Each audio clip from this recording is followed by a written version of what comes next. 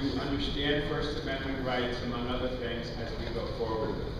But there's been no ordinance in place for quite a while, and the community and other parts of the government that deal with it work very hard to put something together.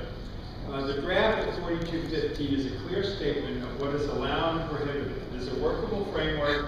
Our city attorney staff, recreation and park staff, and the LAPD have put in many hours to create this draft.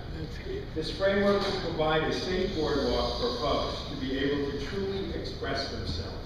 Right now, we have LA's most vulnerable homeless being taken advantage of, harassed, and assaulted without an ordinance in place. Folks have shared with me how they were beaten over spaces, or LAPD can recite the high number of assaults that have and continue to occur on the boardwalk. This ordinance will work to keep all visitors and free expressionists safe. This draft has been publicly vetted and won support from the vast majority of free speech advocates, performers, residents, boardwalk visitors, business owners, as well as our own LAPD rec and park professionals who care deeply about the boardwalk, along with our Venice Neighborhood Council. I look forward, colleagues, to your support of this ordinance so that the Venice Beach Boardwalk can return to the days when we had artists, performers, and free expressionists sharing with the world their various talents and messages. And I'd like to ask our city staff to introduce themselves and give my colleagues an up-to-date of where we are right now. Of course, thank you, Councilman. Kevin Regan, Assistant General Manager with Recreation and Parks Department, and I have with me Valerie Flores, Deputy City Attorney, as well as Captain John Peters of the Los Angeles Police Department. And council members, we'd like to take just a couple of moments to give you an overview of these amendments to 4215, but also paint a little bit of a picture of why we're bringing this before you this morning, and to talk about the items and the help that the Recreation and Parks Department, the Police Department, and in reality the entire city family are seeking in moving this ordinance, this amended ordinance forward.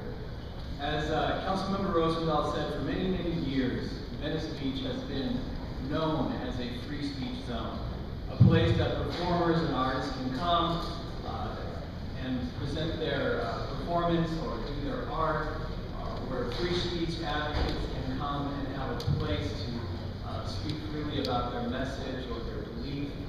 And this is what the city has for many years sought to preserve at that site. It's important for for the council to realize that the entire Venice Beach boardwalk, the oceanfront walk, and the area known as the boardwalk, as well as the Windward Plaza, and this is an oceanfront walk that runs all the way from the city of Santa Monica down to El Segundo.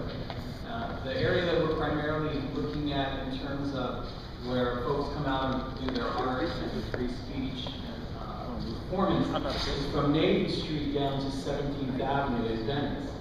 It's important for the council to understand that this entire stretch is a Los Angeles City park. It's dedicated parkland, and as such, it is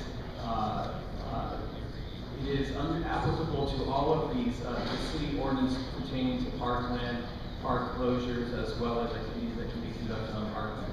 It's also important to note that Venice has a long history, and at one point in its history, Venice was that area that we characterized as the performance zone, the free speech zone, the artistic zone. But today, that is no longer the case, and that is the reason that's no longer the case is because the area has become inundated with individuals that are illegally engaging in commercial vending. This ordinance seeks to end that commercial vending and preserve the spaces that are allocated for free speech artists as well as performers. We help to bring back that characteristic. That's one thing. The next thing is that we're looking at public safety and access for this park. This park needs to be open and accessible to all. We need to be able to ensure public safety for all of the visitors. This site is visited by millions of people every year, and many of these people are tourists. They come from out of town. They need to be protected. We need to have a safe place, a place that is friendly to all and open and accessible to all. Many iterations of this municipal code have come and gone over the years, and there have been a number of legal challenges in the courts on this particular code section.